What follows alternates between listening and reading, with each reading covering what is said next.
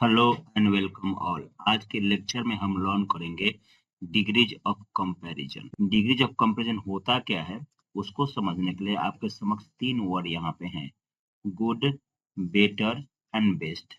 आप एडजेक्टिव के लेक्चर में जान चुके हैं कि गुड एक एडजेक्टिव है। अब आप समझ सकते हैं कि गुड का ही एक फॉर्म होता है बेटर और दूसरा फॉर्म होता है बेस्ट। तो गुड के ही फॉर्म है तीन, बेटर और बेस्ट। एक्चुअली होता क्या है, जो एडजेक्टिव होता है केवल किसी नाउन या प्रोनाउन की विशेषता नहीं बतलाता है, यह उस विशेषता का डिग्री भी बतलाता है। विशेषता का डिग्री का मतलब हो गया, मतलब कोई गुण हो या अवगुण हो उसकी मात्रा भी बतलाता है। जैसे सपोज कोई किसी में कह रहा है कि वो गुड है, तो गुड मतलब होता है अच्छा, मतलब कोई अच्छा है। फिर अगर बोलता है कि वो बेटर है, बेटर मतलब होता है बेहतर। इसका मतलब हो गया कि जिस पर्सन को बेटर बोल रहा है वह जो गुड है उससे तो अच्छा, अधिक अच्छा है, तभी बेहतर बोल रहा है।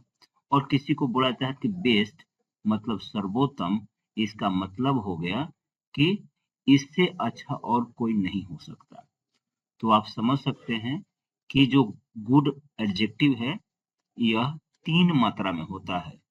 एक सामान्य मात्रा में जिसे अच्छा बोलेंगे, एक तुलनात्मक रूप से बेहतर मात्रा में जिसे बेहतर बोलेंगे, और दूसरा तुलनात्मक रूप से सबसे अच्छी अवस्था में जिसे सर्वोत्तम बोल देते हैं हिंदी में। तो आप समझ सकते हैं यह क्या है, एडजेक्टिव के फॉर्म हो गए। और इसे एडजेक्टिव का वो गुण की मात्रा दिख रही है, मात्रा को ही इंग्लिश में बोलते हैं डिग्री। तो क्या है, एडजेक्टिव के फॉर्म्स हो गए जिससे एडजेक्टिव के गुण की मात्रा दिख रही है, डिग्री कहते हैं इसे। तो इसे हम अगर कहें कि कंपैरिजन ऑफ एडजेक्टिव कर रहे हैं तो गलत नहीं है, क्योंकि एडजेक्टिव का ही कंपैरिजन कर रहे हैं। डिग्रीज ऑफ कंपैरिजन कहिए चाहे एडजेक्टिव ऑफ कंपैरिजन कहिए, मतलब डिग्री बराबर एडजेक्टिव, मतलब एडजेक्टिव का ही तो डिग्री होता है ना। तो इसलिए इसका नाम अगर बोलते हैं कि यह कंपैरिजन ऑफ एडजेक्टिव है तो भी ठीक है, अगर बोलते हैं डिग्री ऑफ कंपैरेटिव है तो भी ठीक है, डिग्री ऑफ कंपैरिजन है तो भी ठीक है। नाउ आपके सामने एक और आ गया, वेल। आपको जानना चाहिए कि वेल का भी फॉर्म होता है बेटर और वेल का दूसरा फॉर्म होता है बेस्ट। हिंदी तो एक ही होती है। वेल का मतलब इसकी भी हिंदी गुड वाली हिंदी होती है अच्छा, मतलब मीनिंग में सब सिमिलर हो गए, मीनिंग एक ही है। लेकिन क्या अंतर है गुड और वेल में? तो गुड है एक एडजेक्टिव, जबकि वेल है एक एडवर्ब। तो आप यह भी तो समझ सकते हैं कि जो डिग्रीज ऑफ कंपैरिजन हम ऊपर जो लिंक कर रहा है, जो हम लर्न कर रहे हैं, वह केवल एडजेक्टिव का नहीं होता, वह एडवर्ब का भी होता है। और यह भी लर्न कर गए कि जब हम एडजेक्टिव का डिग्रीज का कंपैरिजन करते हैं तो उसे कह सकते हैं कंपैरिजन ऑफ एडजेक्टिव। तो यहाँ पे तो आप जानते भी हैं कि वेल का जो फॉर्म एक होता है यह होता है बेटर होता है, एक फॉर्म होता है बेस्ट होता है। तो यहाँ भी तो कंपैरिजन हो रहा है, तो इसको बोलते हैं comparison of verb, comparison of verb.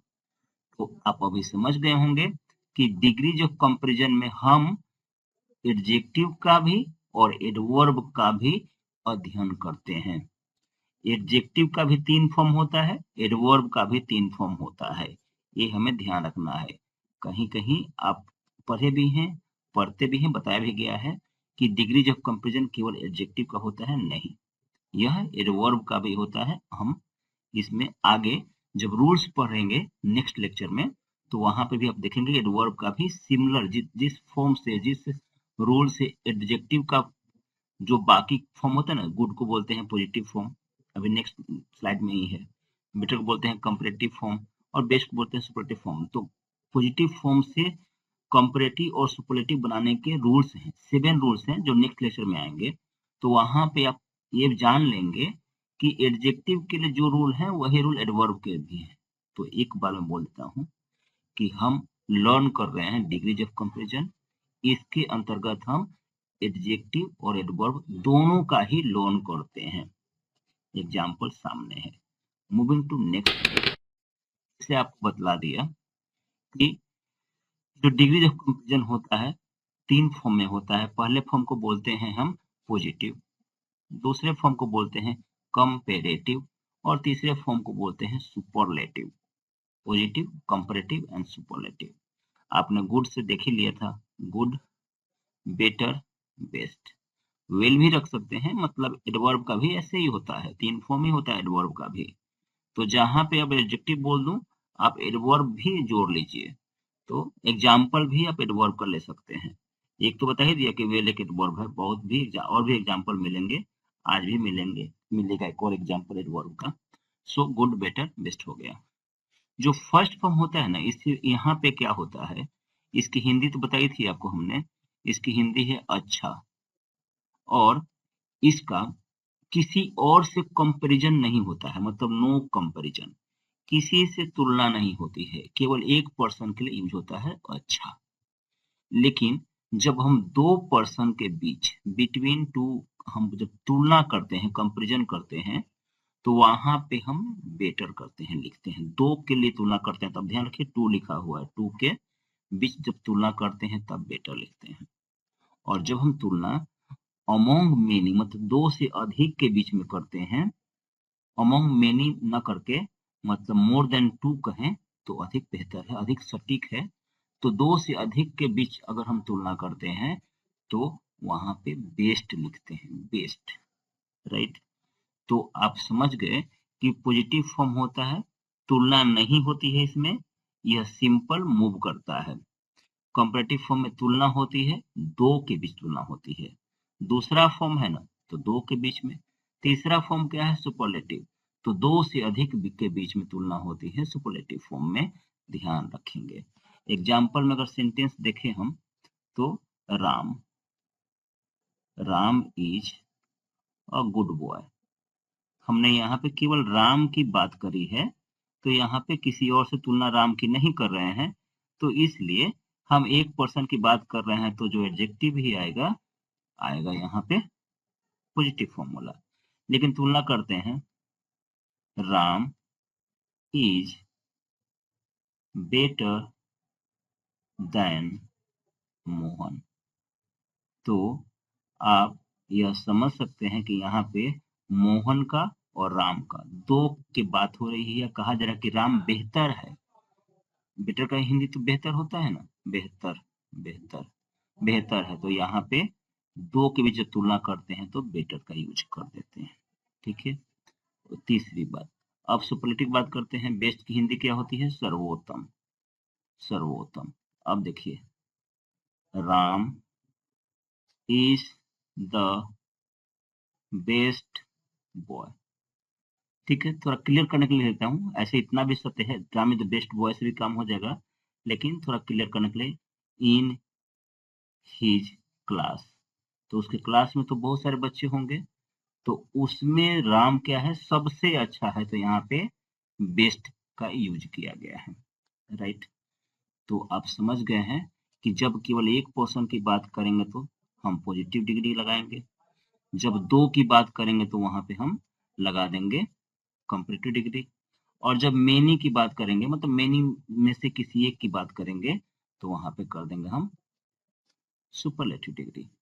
एक चीज और ध्यान रखिए, सेंटेंस में, सेंटेंस आप देख रहे होंगे जो मैं घेर रहा हूँ, इस सेंटेंस में आप देखिए जो कंपैरेटिव फॉर्म लिखा है ना, उसके बाद दैन लिखा हुआ है, दैन, जो कंपैरेटिव फॉर्म लिखा है उसके बाद दैन लिखा है, जिसको मैं सर्कल बना रहा हूँ, दैन लिखा हुआ है।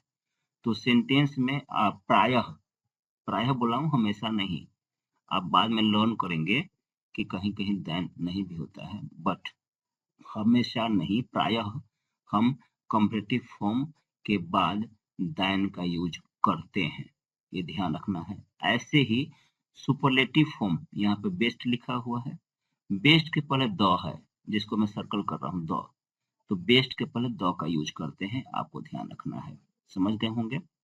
तो हम एडजेक्टिव की बात कर रहे हैं, एडवर्ब भी अंडरस्टूड है कि उसकी भी बात ऐसी ही होती है। मूविंग टू नेक्स्ट वन, यहाँ पे कुछ एग्जाम्पल्स हैं, आप देख सकते हैं कि डिग्री के तीनों यहाँ पे फॉर्म लिखे हुए हैं, और काइंड का फॉर्म दिया हुआ है, काइंडर, और सुपरलेटिव फॉर्म दिया है, काइंडेस्ट।